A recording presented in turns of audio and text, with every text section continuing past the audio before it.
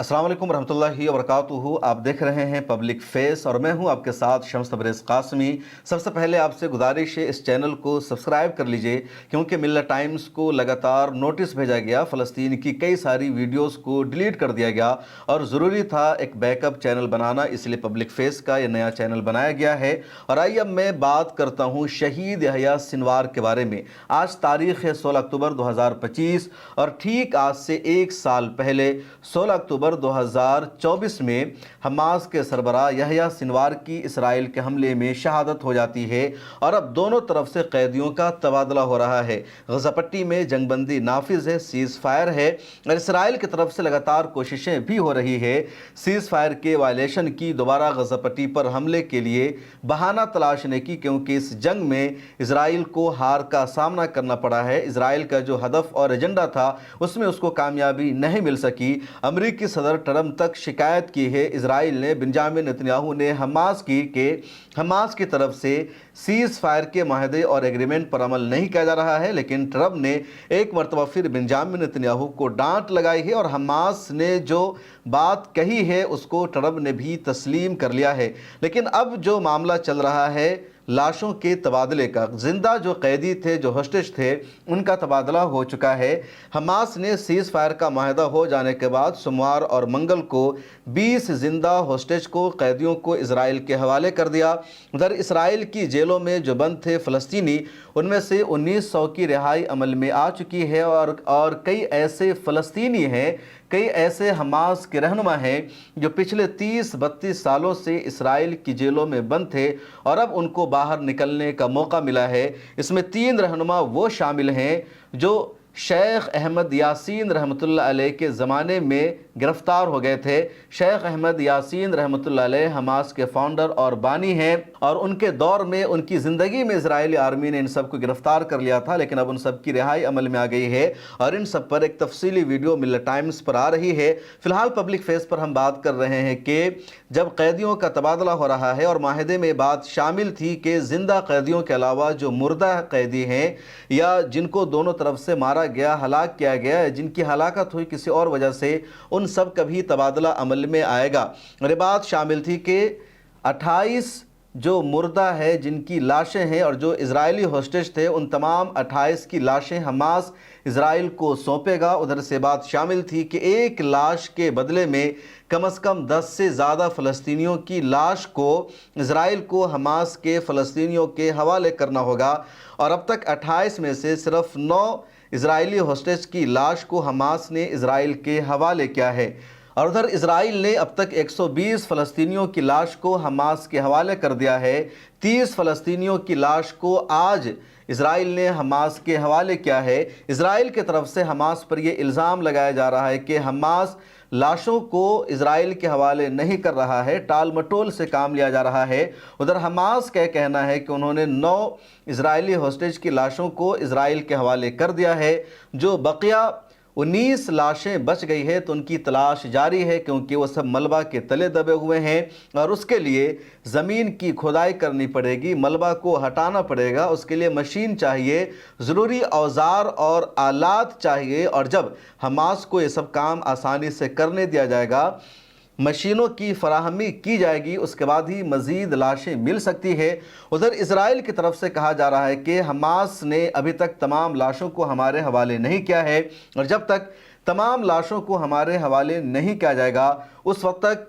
Israel तमाम माहदे पर अमल नहीं करेगा। और हो सकता है कि अगर हमास ने तमाम लाशों को हमारे हवाले नहीं किया तो जो सीज़ फायर का अगला मरहला है उस पर अमल नहीं किया जाएगा। सीज़ फायर की जो दूसरी शर्तें हैं उस पर भी इसराइल अमल नहीं करेगा और एक बुनियादी शर्त है रफ़ा क्रॉसिंग बॉर्डर को खोलना। और अभी तक रफ़ा क्रॉसिंग बॉर्डर को मुकम्मल तौर पर इसराइल ने ओपन नहीं किया है, उसका जो कंट्रोल है उसको इसराइल ने अभी तक नहीं छोड़ा है, यानी रफ़ा क्रॉसिंग बॉर्डर का कंट्रोल अभी तक इसराइली आर्मी ने अपने हाथों में रखा हुआ है। रफ़ा क्रॉसिंग बॉर्डर के तकरीबन 1 किलोमीटर एरिया तक इजरायली आर्मी मौजूद है। शर्त या माहदे में बात शामिल थी कि जब तमाम होस्टेज को इसराइल के हवाले कर दिया जाएगा तो रफ़ा क्रॉसिंग बॉर्डर से इजरायली आर्मी हट जाएगी और वहाँ पर مصر کا کنٹرول ہوگا، لیکن ابھی تک اسرائیلی آرمی وہاں پر موجود ہے۔ ادھر ٹرمپ سے بنجامن نتنیاہو نے یہ شکایت لگائی اور کہا حماس کی طرف سے جو ہاسٹیج مر چکے ہیں ان کی لاش کو ہمارے حوالے نہیں کیا جا رہا ہے، حماس معاہدے کی خلاف ورزی کر رہا ہے۔ اور ٹرمپ نے بنجامن نتنیاہو کو جواب دیا کہ ایسا نہیں ہے، حماس زمینوں کی کھدائی کر رہی ہے، جو مردہ ہیں ان کی لاشوں کی تلاش جاری ہے اور اس کے لیے حماس کو ٹائم چاہیے۔ حماس نے بھی وقت مانگا ہے، ٹائم لیا ہے کہ کچھ دنوں کا ٹائم چاہیے تمام ہوسٹیج کی لاشوں کو اسرائیل کے حوالے کرنے کے لیے۔ ادھر اسرائیل نے اب تک 120 فلسطینیوں کی لاشوں کو حماس کے حوالے کر دیا ہے۔ ان میں زیادہ تر حماس کے رہنما ہیں، کچھ فلسطین کے بڑے شہری ہیں، لیکن ابھی تک شہید یحییٰ سنوار کی لاش کو اسرائیل نے حماس کے حوالے نہیں کیا ہے۔ 16 اکتوبر 2024 میں یحییٰ سنوار کی شہادت ہو گئی تھی اور وہ اپنے کمرے میں نہیں بیٹھے ہوئے تھے، وہ کسی ٹنل میں نہیں چھپے ہوئے تھے، بلکہ فرنٹ لائن میں آ کر اسرائیلی آرمی کے خلاف وہ جنگ لڑ رہے تھے، اسرائیلی آرمی پر وہ حملے کر رہے تھے اور آخری سانس تک وہ دفاع کر رہے تھے، اسرائیلی آرمی کے خلاف جنگ میں مصروف تھے۔ ان کی ایک فوٹو اور ویڈیو وائرل ہوئی جس میں دیکھا جا رہا تھا کہ ان کے زخم پر لگاتار نشانات ہیں، ان کو بندوق کی کئی ساری گولیاں لگی ہوئی ہے اور اس کے باوجود وہ ایک ٹوٹی ہوئی عمارت میں ایک صوفہ پر بیٹھے ہوئے ہیں اور اسرائیل کا جو وہاں پر ڈرون کیمرہ ہے، اسرائیل کا جو ڈرون ہے وہ ان کے اوپر گردش کر رہا ہے اور ایک ڈنڈے سے، ایک چھڑی سے وہ اس ڈرون کو نیچے گرا رہے ہیں۔ تو آخری سانس تک انہوں نے دفاع کیا، اسرائیل کے خلاف انہوں نے جنگ جاری رکھی، انہوں نے پیچھے ہٹنے کا کام نہیں کیا، انہوں نے چھپنے کا کام نہیں کیا۔ اور اسرائیل کے جس دستے سے ان کا مقابلہ ہوا تو اس وقت ان کی حفاظت کے لیے، ان کے بچاؤ کے لیے القسام بریگیڈ کا کوئی بھی دستہ موجود نہیں تھا، بلکہ عام القسام بریگیڈ کے ممبرز کی طرح وہ بھی میدان جنگ میں فرنٹ لائن پر موجود تھے اور اسی کی وجہ سے ان کی تصویر وائرل ہوئی، ان کی ویڈیو وائرل ہوئی اور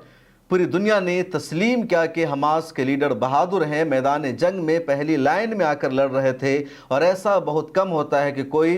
سربراہ ہو، کیونکہ شہید اسماعیل ہنیہ کے بعد حماس کے پولیٹیکل بیورو کا سربراہ شہید یحییٰ سنوار کو بنایا گیا تھا۔ پچھلے کئی سالوں سے حماس کی روایت یہ ہو رہی تھی، یہ چلی آ رہی تھی کہ ان کے پولیٹیکل بیورو کا جو سربراہ ہوتا تھا وہ قطر میں موجود ہوتا تھا یا مصر میں یا پھر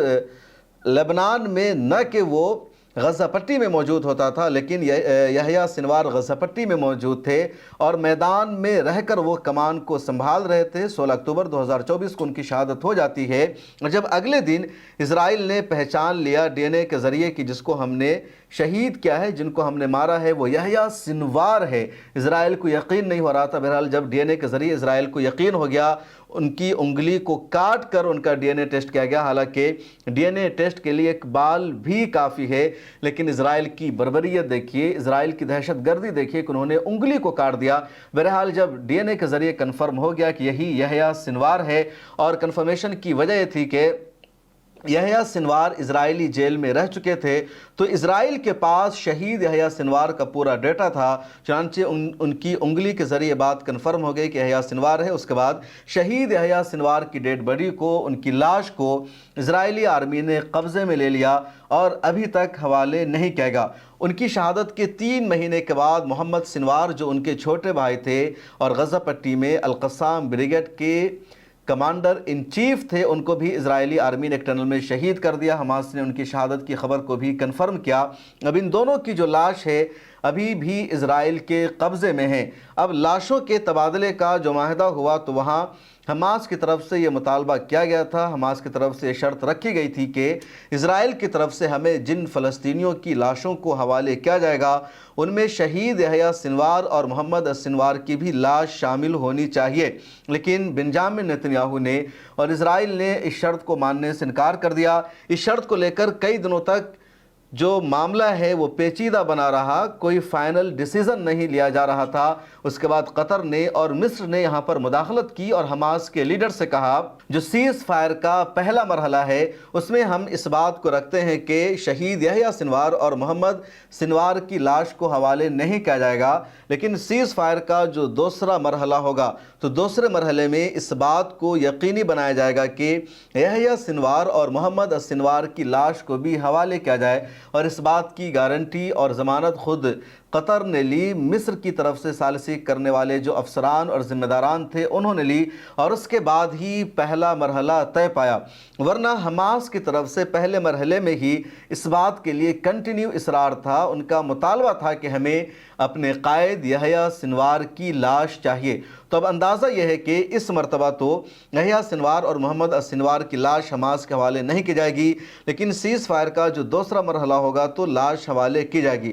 دوسرے مرحلے کے لیے بات چیت ابھی تک شروع ہوئی یا نہیں ہوئی، اس حوالے سے امریکی صدر ٹرمپ نے شرم الشیخ میں ہی کہا تھا کہ دوسرے مرحلے کے لیے بات چیت شروع ہو چکی ہے، لیکن ابھی تک دوسرے مرحلے کی بات چیت کو ثالثی کرنے والے ممالک کی طرف سے کنفرم نہیں کیا گیا ہے، اور اسرائیل پوری کوشش یہ کر رہا ہے کہ ایک مرتبہ پھر اسے حماس پر اور غزہ پٹی پر حملہ کرنے کا موقع مل جائے، لیکن ٹرمپ نے اس مرتبہ اسرائیل پر نکیل کس رکھی ہے، مکمل پابندی لگا رکھی ہے، اور بنجامن نتنیاہو کو کوئی بھی موقع نہیں دیا جا رہا ہے۔ بنجامن نتنیاہو کی پوری سازش ہے، پوری کوشش یہ ہے کہ دوبارہ جنگ شروع ہو جائے تاکہ اس کے دیش میں اس کے خلاف مقدمہ ابھی نہ چل سکے اور اس کو جیل جانا نہ پڑے۔ اس ویڈیو میں اتنا ہی، پھر گزارش ہے پبلک فیس کو اس یوٹیوب چینل کو سبسکرائب کر لیجئے، اگر آپ ہمیں فیس بک پر دیکھ رہے ہیں تو اس پیج کو فالو کر لیجئے، پھر ملاقات ہوگی۔ اللہ حافظ۔